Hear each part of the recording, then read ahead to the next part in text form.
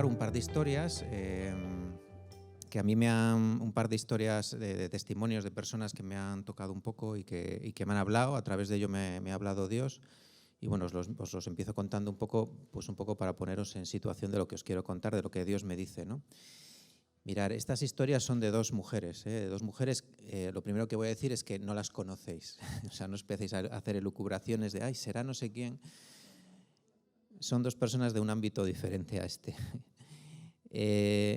Una de ellas es una mujer que me contó pues, su crisis matrimonial, ¿no? Y bueno, me estuvo contando un poco pues, el sin amor que había habido en su matrimonio durante mucho tiempo y lo duro que estaba siendo. Y también me contó pues, que hacía poco que su marido le había contado que había tenido una infidelidad, ¿no?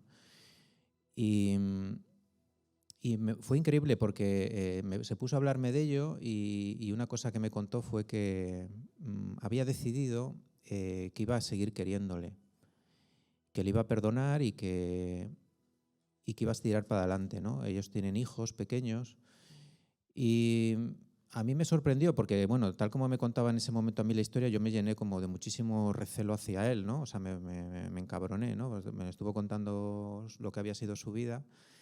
Y yo reaccionaba mal, ¿no? Pero yo veía que ella, de una manera sincera, había perdonado a su marido y había decidido amarlo y había decidido seguir, incluso sabiendo que su marido estaba planeando igual separarse, ¿no? Ella decía que le daba igual, ¿no? Que iba a tirar para adelante, que lo había decidido así, que era lo que ella sentía que tenía que hacer, ¿no? También en ese tiempo también me contó otra mujer, me contó también su historia, o vamos, conocí más de la historia de una mujer. Esta es una madre que tiene un hijo enfermo, ¿no? Y que se dedica a cuidarle 365 días al año, 24 horas, porque su hijo está muy, muy enfermo, ¿no? Está en una situación muy, muy crítica, alimentado por sondas, con aspiración de secreciones día y noche. Y ella se dedica todas las horas de su vida a cuidarle, a atenderle, a mimarle, le cuida con un amor, le habla, el niño pues no responde porque el niño tiene una parálisis cerebral.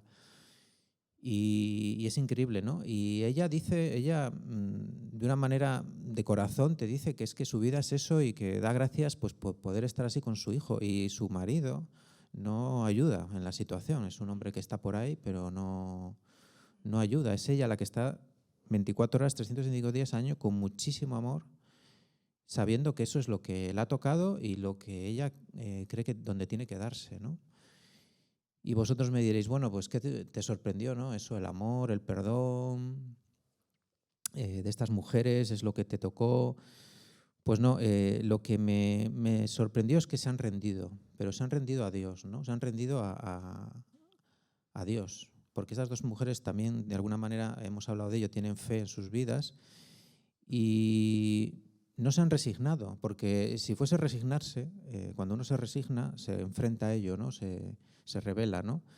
En cambio, ellas lo viven con total amor y entrega y perdón y paz, ¿eh? Es como cuando decía Víctor Frank, decía aquello de que si en tu vida hay una situación que tus manos no está en tus manos cambiar esa situación, porque es una situación de muchísimo dolor, que siempre podrás elegir la actitud con la que te enfrentas, ¿no? O sea, a esa situación de sufrimiento, ¿no? Esto es un poco eso, ¿no? Ellas han decidido vivir en el amor, ¿no? Vivir esas situaciones desde ahí, ¿no? Mirad, hay una lectura que a mí me habla de todo esto y que durante este tiempo me ha estado hablando de esto que es rendirse a Dios, ¿no? Que es lo que yo os quería hablar hoy. La lectura está en el Génesis 32, 23.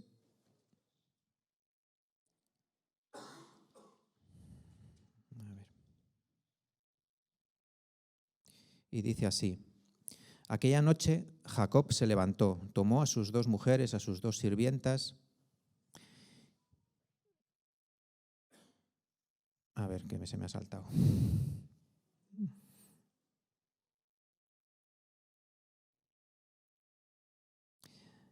Aquella noche Jacob se levantó, tomó a sus 2 mujeres, a sus 2 sirvientas y a sus 11 hijos y cruzó el vado de Jaboc. Después que los hizo cruzar el torrente, pasó también todas sus posesiones. Entonces se quedó solo, y un hombre luchó con él hasta rayar el alba. Al ver que no podía dominar a Jacob, lo golpeó en la articulación del fémur y el fémur de Jacob se dislocó mientras luchaban. Luego dijo: «Déjame partir, porque ya está amaneciendo». Pero Jacob replicó: «No te soltaré si antes no me bendices». El otro le preguntó: «¿Cómo te llamas?». Jacob respondió.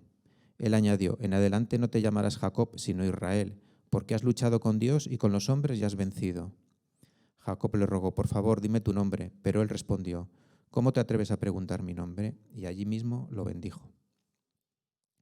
Bueno, a mí esta lucha de Jacob contra Dios, bueno, otras veces los cuadros le pintan como el ángel, ¿no? que representa a Dios, ¿no? A mí me parece un poco que es una lucha que muchas veces todos tenemos contra Dios, ¿no? Es la lucha que todos a veces tenemos. Daros cuenta que Jacob venía de haber robado la primogenitura a su hermano, ¿no? a Esaú, ¿no? Que le había engañado al padre, a Isaac, para que bendijese a Jacob y le robó, ¿no? esa bendición, ¿no? Que era para el primer hijo, y había tenido que huir, ¿no? Y se fue a otro país y allí rehizo su vida y tuvo una esposa, luego otra esposa, muchos hijos. Bueno, en aquella época ya sabéis lo que había. Y, y bueno, que Dios le bendijo, pero estaba claro que algo había en él, que había un dolor, ¿no? Porque había engañado, porque había hecho las cosas mal, ¿no? Y había una lucha en su interior, ¿no? Y esa lucha era contra Dios, contra lo que Dios le estaba pidiendo, que era ser digno de esa bendición posiblemente, ¿no? Y volver a su tierra y ocupar el lugar que le correspondía, ¿no? Y esta lucha con Dios, que se representa aquí con esta lucha con este hombre, con este ángel, representa esa lucha que tenemos todos, ¿no? Esa lucha en la cual estamos en la noche, como él, que luchó toda la noche, y cuando rayaba el alba le tocó la articulación y le descoyuntó, ¿no? Eso significa, le descoyuntó la articulación de la cadera. Eso significa que le rompió por dentro, ¿no? Hubo un momento en que se rompió, y cuando se rompe, pues de repente pues vio pues todo lo que había en él posiblemente, y es entonces cuando vence. Eso es lo que nos pasa a nosotros, cuando nos rompemos de verdad es cuando vencemos. Es curioso, ¿no? O sea, es cuando llegamos a donde tenemos que llegar, ¿no?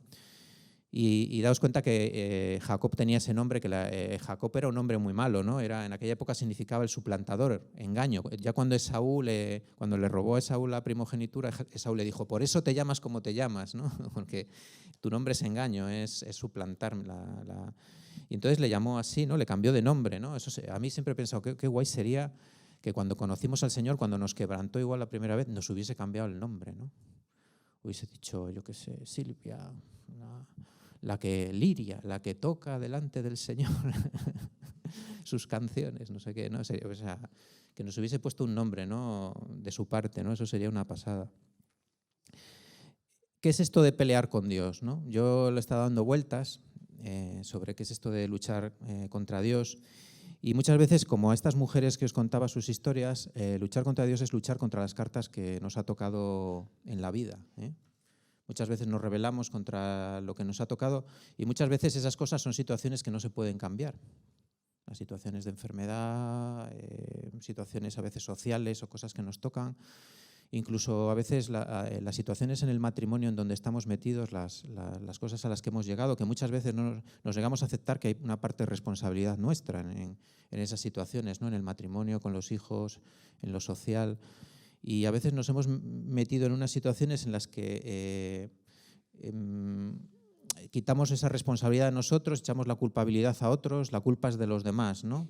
Los culpables son los otros. Los culpables es mi marido, que no me aprecia, que no me quiere como me tiene que querer. El culpable es mi mujer, que es egoísta y solo mira para ella. El culpable es la sociedad, que la gente tiene mucho dinero y tiene muchas cosas, y en cambio a mí, mira, no me puedo ir de vacaciones, no puedo tal. Al final empiezas a tirar balones fuera, y las cartas que te van tocando en la vida, pues te rebelas, ¿no? Y estás en lucha, ¿no? Para mí eso es una lucha contra Dios, ¿no?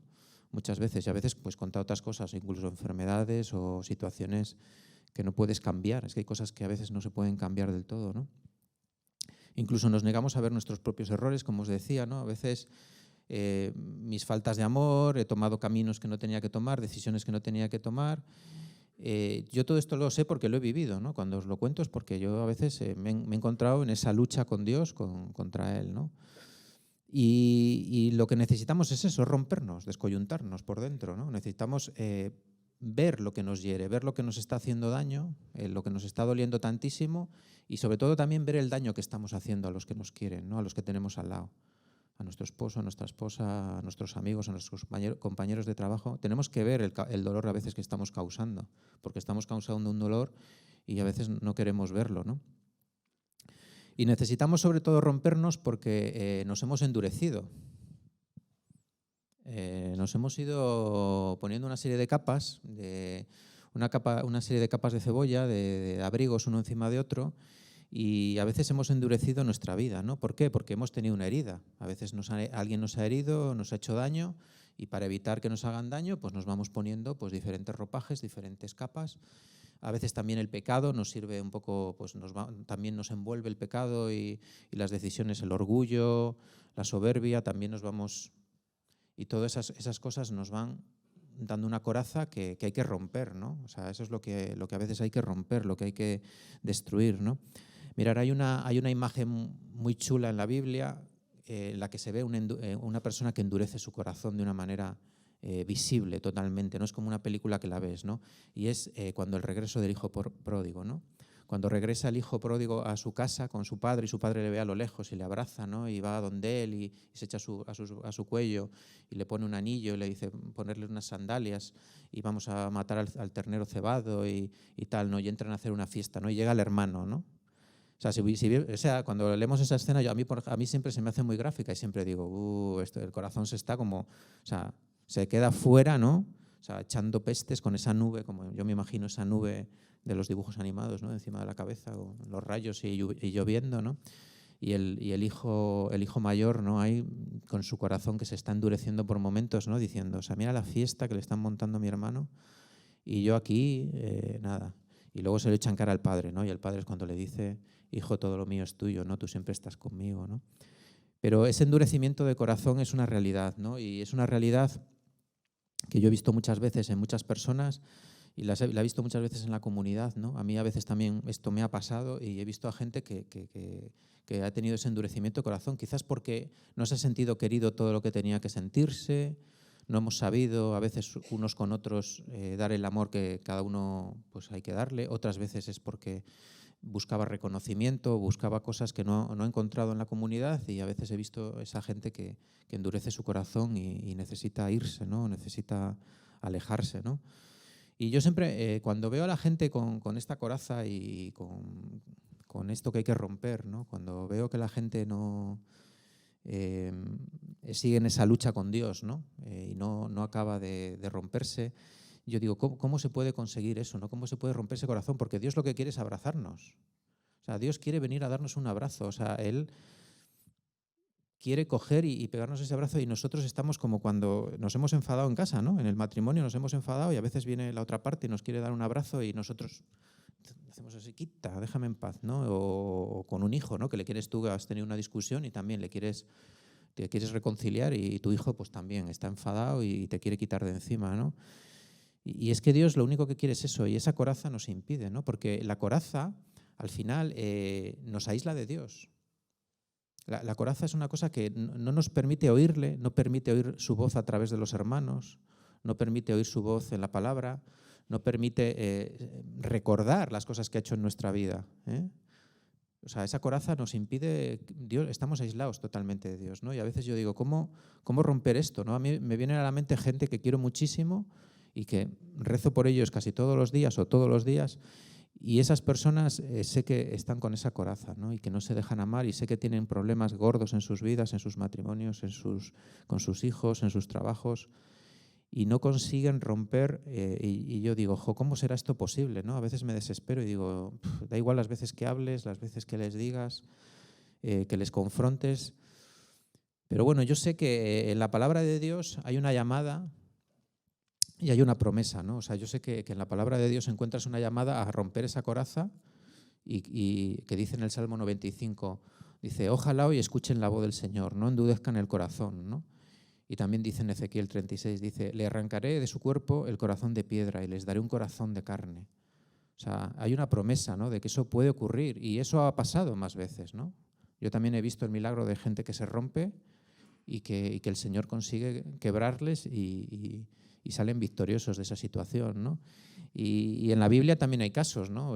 Bueno, hay muchísimos. La Biblia está llena de casos de estos, en la que la gente se consigue, está en esa lucha con el Señor y consigue volver, ¿no? Hay una muy sabida que es la de Moisés, cuando se había marchado de Egipto, ¿no?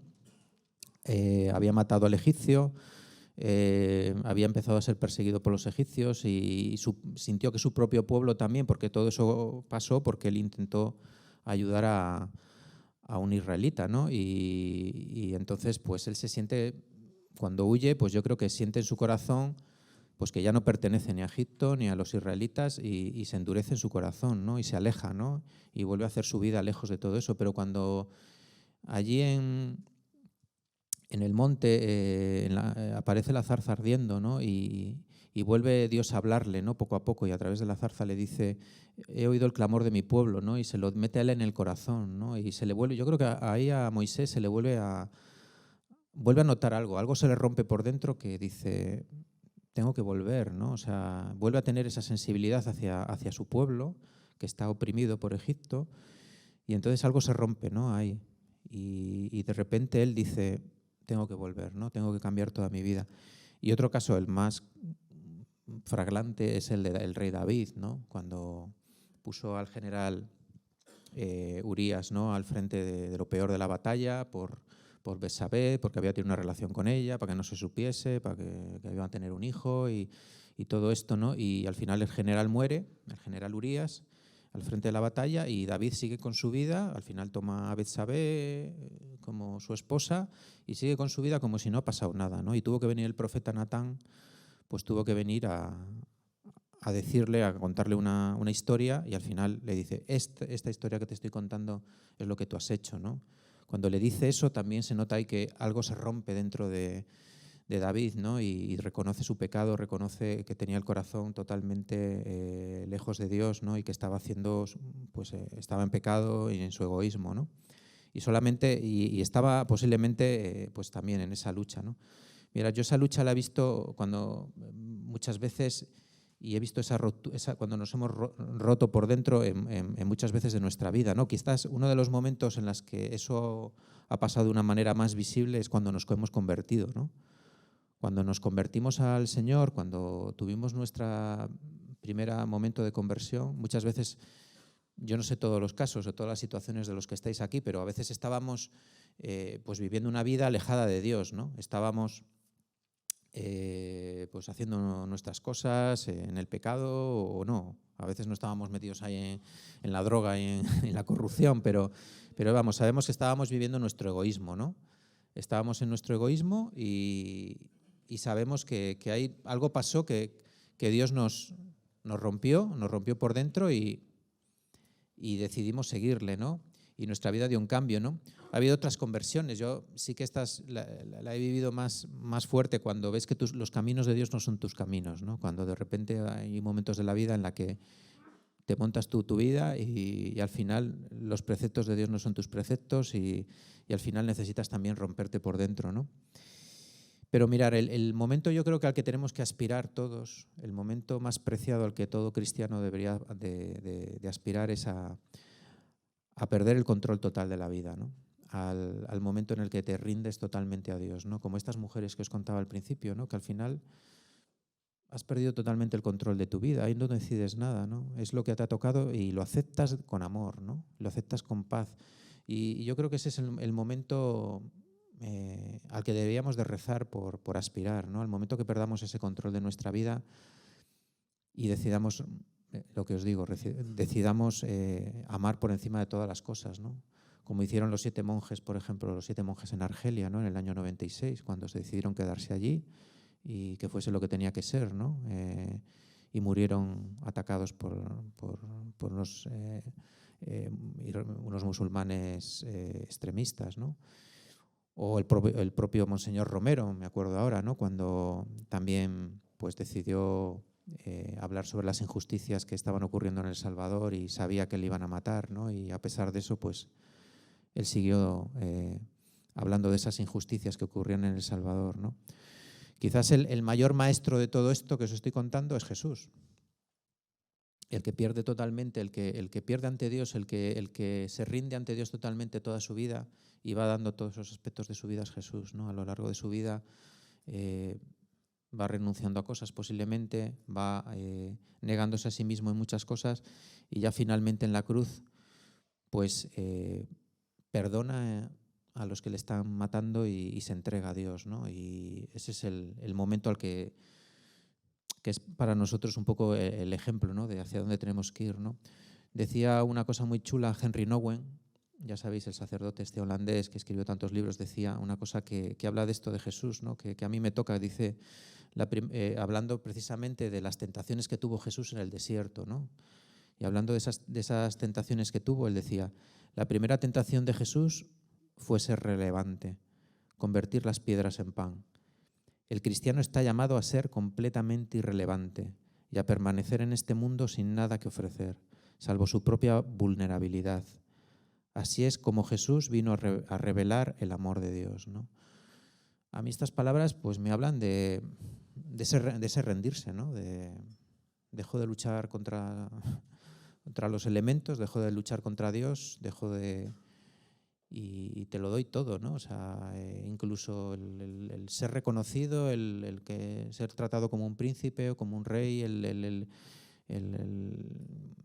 las circunstancias que me han tocado, si mi matrimonio está yendo bien, si está yendo mal, si mi vida laboral está yendo bien, si está yendo mal, voy a dejar de quejarme, voy a vivir esto desde la paz, desde el amor, voy a vivir todo esto como tengo que vivirlo, con perdón, con misericordia, lleno de ti.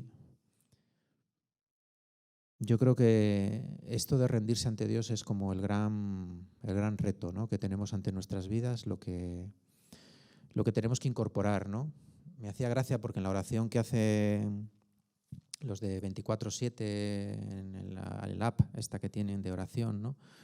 Ellos siempre hablan de orar y lo ponen como el acrónimo, ¿no? De orar significa observar, R dicen que es regocijarse y reflexionar, A, que es apelar, que es pedir a Dios, y la R es de rendirse, ¿no? Y siempre, al final de sus oraciones, siempre rindámonos a Dios, ¿no? Rindámonos en este día, en esta noche a Dios, ¿no? Ellas siempre acaban la oración de la noche, que yo la estoy haciendo todos los días, siempre dice, rindámonos a Dios hoy, ¿no? Y a mí eso me cala, me llega. Yo siempre digo, Señor, que me pueda rendir yo un poco más a lo que tú quieres, a lo que esperas de mí, a tus planes. Y bueno, es un poco lo que en este tiempo pues Dios me estaba hablando, ¿no? Y yo os lo quería hoy contar, así todo del corrillo, porque me he salido así del corrillo.